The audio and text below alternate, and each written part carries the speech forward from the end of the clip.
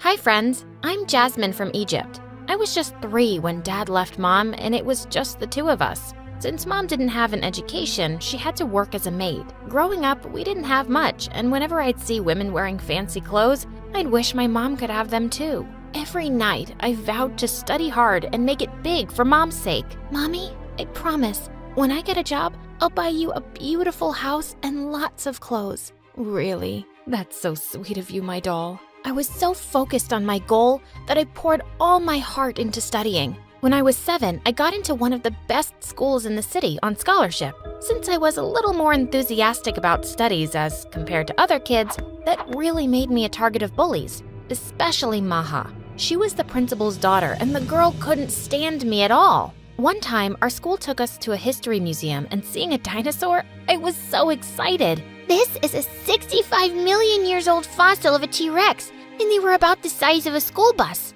Isn't that cool? Fine, Miss Know-It-All. You don't need to brag about it. Brag? It's a fact. You would know it too if you'd ever opened a book. Okay, this really got to Maha, and the witch all of a sudden pushed me, and I went crashing into the dinosaur skeleton. It was a mess. Maha accused me of crashing into the skeleton on purpose, and I kept telling the teacher that she was lying. In the end, Mom was called, and when asked to pay the damages, she went mad. Pay damages? For some bones? Who do you think I am? I am a maid. Where do you expect me to get all this money from? Hearing her, all of the kids started laughing, and I felt my ears burn. It wasn't like I was ashamed of what Mom did for a living, but I didn't exactly go around announcing it. Why did she have to say that? I just grabbed Mom's hand and dragged her out of there. After that day, Maha made it her life's mission to always remind me of what my mom did.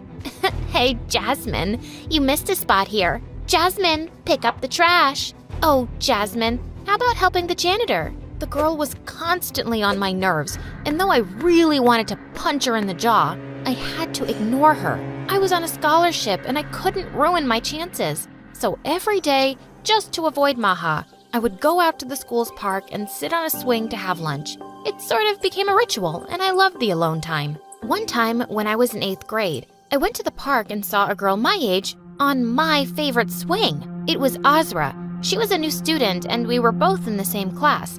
Everything was fine until she stood on the swing. You idiot! You stood on it with shoes. One shoe has like 421,000 units of bacteria. So many. Come on, Jasmine. I know you're making it up, aren't you? Making it up?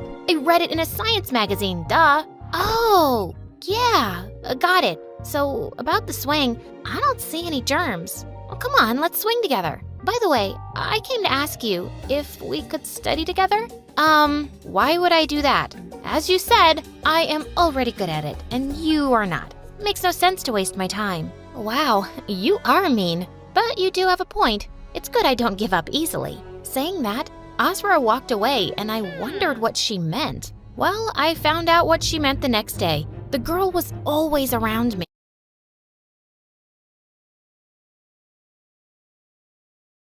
In the class, in the cafeteria, in the school's park, and even the bathroom. I was so annoyed at her that I just wanted to get away from her. But right at the exit, I bumped into someone.